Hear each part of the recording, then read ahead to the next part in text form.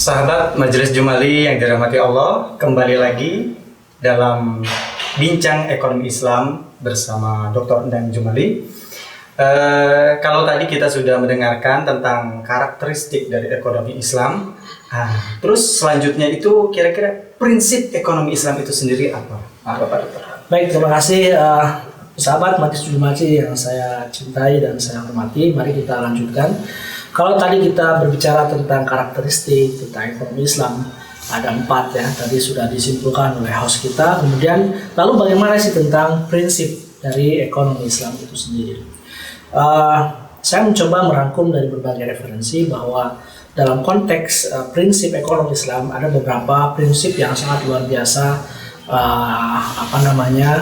perlu kita ketahui. Yang pertama adalah disebut dengan dalam ekonomi Islam, tadi saya sebutkan di dalam pertemuan awal bahwa segala sesuatu pekerjaan kita ada bernilai ibadah, ya, bernilai ibadah. Misalkan wa ma khalaqtul jinna wal insa illa liya'budun, bahwa Allah tidak semata-mata menciptakan kita kecuali untuk beribadah. Ya. Dimulai kita bekerja untuk beribadah, menafkahi keluarga, anak, istri, bernilai ibadah. Bahkan dalam sebuah hadis disebutkan siapa yang menafkahi istrinya, menafkahi keluarganya hanya dengan 1 dirham, 1 dinar misalnya, itu jauh pahalanya lebih unggul daripada orang yang berjihad. Ini juga merupakan sebuah motivasi kita bahwa kita agama Islam tidak juga menghardik orang yang giat bekerja untuk mencapai sebuah apa yang disebut dengan kekayaan. Ya. Lalu kita lihat misalkan dalam surat Al-Mulk, ya, di dalam surat Al-Mulk ayat 15 Allah menyebutkan huwallazi ja'ala lakumul ardha dalula famshu fi manakibiha wa kulu min rizqihi wa ilaihin nusyur. Bahwa dialah yang menciptakan bumi ini menjadi gampang, menjadi mudah. Famshu, berjalanlah engkau. Berjalan di situ kan artinya tafsirannya adalah i'malu, bekerja, menafkah, mencari rezeki, kan? Fi manakibiha wa kulu min rizqi wa ilaihin nusyur. Dan makanlah dari rezekinya dan sesungguhnya kita akan kembali kepada Allah. Nah, jadi prinsip yang ada di dalam Islam itu adalah tawasud tadi, bahwa kita tidak dilarang untuk bekerja giat demi mencapai sebuah memenuhi kebutuhan hidup kita. Ya. Di dalam surat Al-Jumu'ah misalkan disebutkan faida qudiyatus sholatu fantashiru fil ardh wabtagu ya wadhkurullaha katsiran wabtagu min fadlillahi wadhkurullaha katsiran la'allakum tuflihun. Ya. Jadi sesungguhnya target dari sebuah keilmuan ekonomi Islam itu adalah bagaimana mencapai sebuah falah, kehidupan, kebahagiaan yang tadi hayatan thayyibah. Al-Quran jelas kok. Dulu itu ya kebiasaan orang Quraisy itu kan berdagang sampai diabadikan dalam surat Quraisy. Li'ila fi Quraisy ila fihim rihlatash shita'i was-sayf falyabudu rabb hadzal bait allazi at'amahum min ju'in wa amanahum min khauf. Jadi sebetulnya urusan perut ya, urusan kehidupan itu sudah diatur. Karena apa? Tidak bisa orang mencapai sebuah keamanan, ketentraman, keselamatan dalam sebuah negara kalau perutnya kosong, kehidupannya tidak terpenuhi, maka yang terjadi adalah chaos. Nah, itu ya. Yang kemudian kedua, prinsip yang kedua adalah yang disebut dengan al-adalah, adil. Ya. Prinsip ekonomi Islam itu berbasis keadilan, ya, tidak tirani. Ya. Nah, substansinya ada yang disebut dengan keadilan dan persaudaraan. Ya, dalam surat Al-Quran disebutkan ya ayuhan nasu inna khalaqnakum min dzakarin wa untha kemudian wa ja'alnakum syu'uban wa qabaila lita'arafu inna akramakum indallahi atqakum. Jadi nilai persaudaraan dan keadilan, bahwa Allah ciptakan manusia itu berbeda-beda, berbangsa-bangsa dengan satu tujuan lita'arafu, saling mengenal. Kalau dengan saling mengenal akan membuat sebuah link, akan membuat sebuah jejaring. Dengan adanya sebuah jejaring itu maka urusan perekonomian menjadi lancar. Ya. Nah, kemudian juga dalam konteks keadilan itu ada yang disebut dengan keadilan sosial. Keadilan sosial artinya Islam tidak membedakan di antara kita semua. Tidak dibedakan dengan jabatan, tidak dibedakan dengan keturunan. Bahkan Rasul sendiri mengatakan, mendeklar di depan publik bahwa kalau seandainya Fatimah anakku mencuri, aku yang akan memotongnya. Ini apa? Dimensinya apa? Bahwa Islam itu adil secara sosial. Ya. Kemudian juga keadilan yang bersifat ekonomi. Keadilan yang bersifat ekonomi artinya bahwa Islam tidak memonopoli sebuah sistem. Ekonomi adalah bagian dari kehidupan umum. Ya. Jadi ketika zakat misalkan, ya, itu adalah bersifat umum. Ya, diambil dari orang-orang kaya kemudian dibagikan kepada orang-orang yang membutuhkan. Di situ artinya apa? Keadilan berekonomi. Ya, kemudian juga keadilan distribusi. Keadilan distribusi artinya bahwa Islam tidak mengenal monopoli, kecuali monopoli yang ditentukan oleh pemerintah. Misalkan kebijakan pasar dalam supply dan demand. Adapun kebijakan yang bersifat harga itu ditentukan oleh pasar sendiri. Ya, kemudian dalam konteks distribusi keadilan itu kan tidak mengenal monopoli, kemudian juga tidak mengenal atau mengekang hak yang bersifat dasar daripada pemberdayaan sumber daya alam. Itu distribusi justice. Ya. Lalu juga Islam tidak mengenal otoriter terhadap hak orang untuk bisa maju, ya, untuk bisa berkarya, berkreasi dan berinovasi. Lalu prinsip yang lainnya disebut dengan antaradi, ya, yaitu saling ridho. Dalam Al-Quran disebutkan idza tadayantum bilailin ila ajalin musamma faktubu. Ya, bahkan itu jadi surat terpanjang di dalam Al-Quran berbicara tentang konteks transaksi. Ya, ayat surat Al-Baqarah ayat 275 ya sampai 285. Nah, itu adalah konteks dari prinsip suka sama suka atau antara. Lalu juga ada prinsip yang disebut dengan empowering, pemberdayaan. Ya. Islam tidak menuntut orang berkreasi, berdaya, sehingga ada yang disebut dengan teori atau konsep dalam Islam itu adalah bahwa sebaik-baiknya pekerjaan, sebaik-baiknya kasab adalah yang dihasilkan dari tangan sendiri. Artinya apa? Islam mendorong untuk orang berinovasi, berkreasi. Ya. Lalu trusting, ya, prinsip kepercayaan. Dulu Rasul terkenal dengan Al-Amin.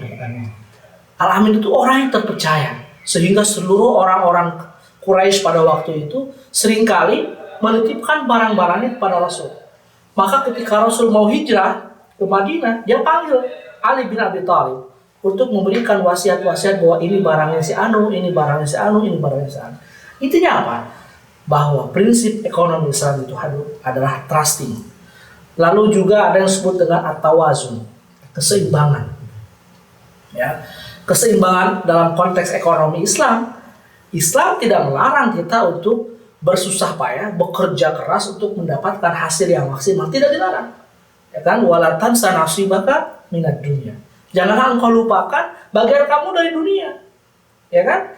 Kenapa? Tadi prinsip Islam itu tidak mengenal doror yang bisa menyebabkan kita lupa terhadap hidup kita sendiri. Ya, dan yang terakhir adalah morality atau moralitas. Islam mengajarkan kepada kita bagaimana bertransaksi dengan orang. Islam atau di dalam ekonomi Islam diajarkan bagaimana berperilaku di pasar, berperilaku dalam transaksi. Al-Quran banyak sekali itu menjelaskan tentang itu. Di dalam surat Ar-Rahman disebutkan wa aqimul wazna bil qisti wa la tukhsirul mizan. Jika engkau bertransaksi, timbanglah sesuatu itu dengan timbangan yang benar dan jangan merugikan pada orang lain.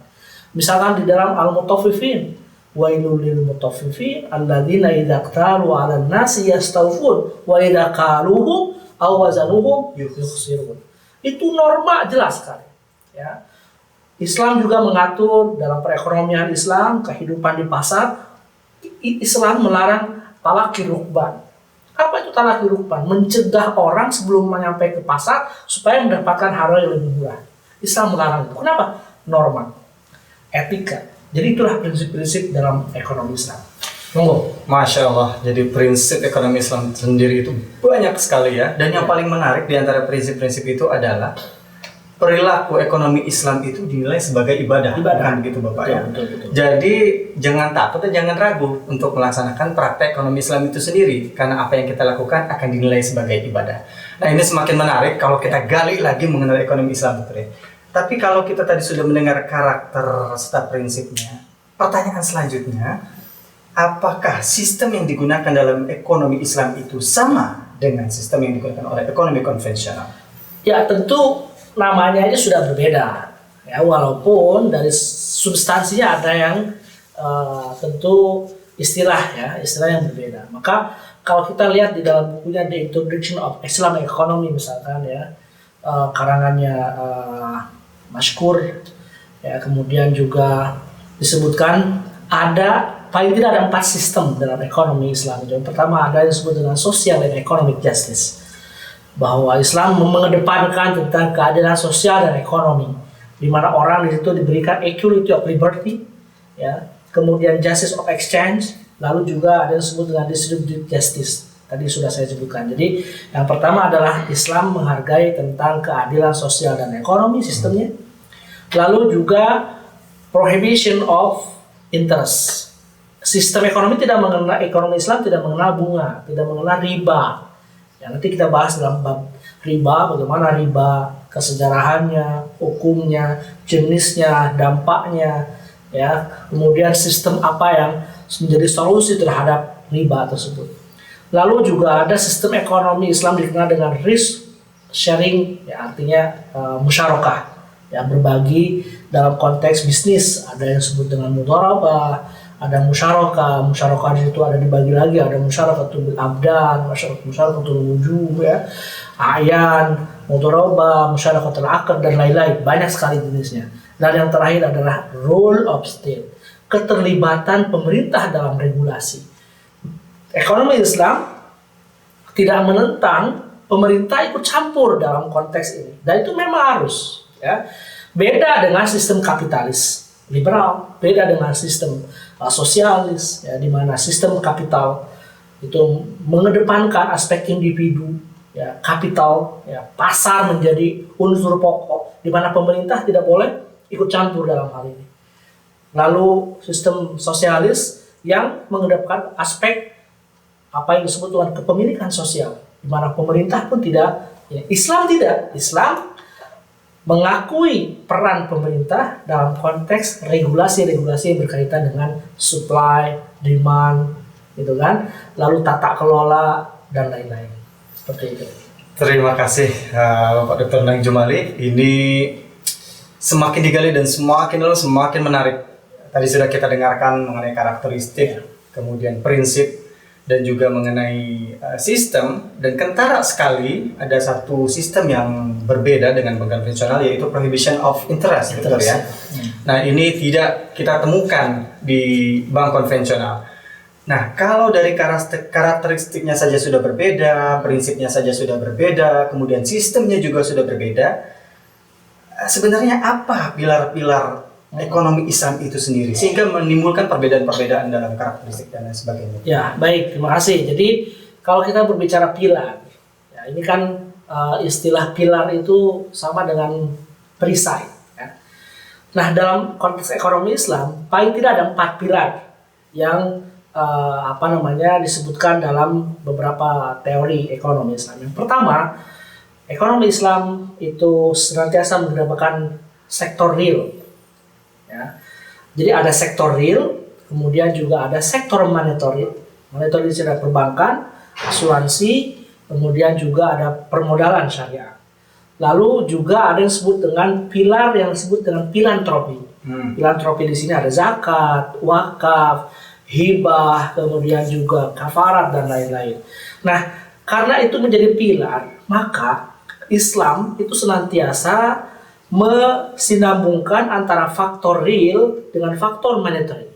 Islam tidak boleh antara sistem real atau faktor real dengan faktor monetary harus seimbang. Kalau tidak seimbang, maka akan yang terjadi adalah yang disebut dengan bubble of price. Contohnya begini, ya, perbankan ketika tidak sesuai dengan real, maka akan terjadi apa yang disebut dengan chaos of transaction. Ya. Contoh misalkan ketika dunia perbankan menaikkan bunga yang lebih tinggi, gitu kan, kemudian faktor realnya di mana transaksi jual beli atau terjadi kechaosan ekonomi, yang terjadi apa? Kreditor tidak bisa mengembalikan modal awal kepada bank, bank juga tidak bisa memberikan bunga, ya, kepada peminjam atau DPK, ya, dana pihak ketiga, maka yang terjadi apa? Bank akan berjalan dengan yang disebut dengan negative spread. Jadi tidak ada keseimbangan antara real dan monetarinya. Islam tidak mengenal itu. Jadi antara faktor real, faktor monetary, di sini ada perbankan, ya, kemudian juga lembaga keuangan dan lain harus real. Di mana tidak boleh ada inflasi yang besar-besaran. Kenapa? Karena realnya itu tidak tercapai, kemudian dunia perbankan, dunia monetarinya malah mengeluarkan percetakan uang baru, di mana uang berlimpah, tapi perputaran barang dan jasa di realnya tidak terjadi, itu bahaya, ya. Apa yang disebut dengan teori ekonomi, teori finansial modern disebut dengan random walk. Nah, disinilah mungkin nanti ada keterkaitan dengan kenapa Islam mengharamkan riba. Jadi itu adalah pilar-pilarnya. Ada yang disebut dengan pilar ekonomi Islam yang fokusnya adalah ke filantropi, ya, zakat. Ya. Zakat itu faktor di mana membuktikan bahwa uang itu bukan milik pribadi, tapi uang adalah milik umum, sedangkan kapital, ya, modal adalah milik pribadi. Maka zakat tidak diminta dari uangnya, tapi dari modalnya, dari perkembangan modal yang ada. Karena apa? Tadi faktor real harus seimbang dengan faktor yang disebut dengan dunia keuangan itu. Juga ada hibah, ya, ada wakaf. Itu filantropi semua, di mana bisa menunjang semua pertumbuhan ekonomi, ya, sosial, justice-nya, distribusinya, ya, itu akan jelas. Maka terjadilah perputaran keseimbangan, ya, di mana tidak ada yang kaya makin kaya, yang miskin makin miskin. Maka disitulah Al-Quran disebutkan kai la takuna dulatan bainal aghniya'i minkum, sehingga uang itu tidak boleh berputar di antara orang-orang kaya saja. Itu tadi. Masya Allah, tabarakallah, ya. Ini perbincangan mengenai ekonomi Islam sangat luas, bukan begitu Bapak Dokter, ya? Ya, betul. Jadi kalau kita lanjutkan pada waktu ini dan pada kesempatan ini, mungkin sampai nanti malam pun tidak akan selesai. Maka demikian, mungkin nanti tayangan atau bincang ekonomi Islam bersama Dr. Danang Jumali ini akan kita buat dalam sesi-sesi berikutnya. Jadi saya ingin mengingatkan kembali untuk sahabat Majelis Jumali yang ingin bertanya mengenai atau seputar ekonomi Islam, silakan tulis di komen channel Majelis Jumali, sehingga nantinya insya Allah Bapak Dr. Danang Jumali akan menjawab pertanyaan-pertanyaan seputar ekonomi Islam. Demikian para sahabat yang berbahagia dan dirahmati oleh Allah Subhanahu wa taala, sampailah kita pada penghujung bincang ekonomi Islam kita. Mohon maaf jika ada kesalahan. Terima kasih Bapak Dokter. Dan sekali lagi saya ucapkan terima kasih atas perhatian sahabat Majelis Jumali. Wabillahi taufiq wal hidayah. Assalamualaikum warahmatullahi wabarakatuh. Assalamualaikum warahmatullahi wabarakatuh.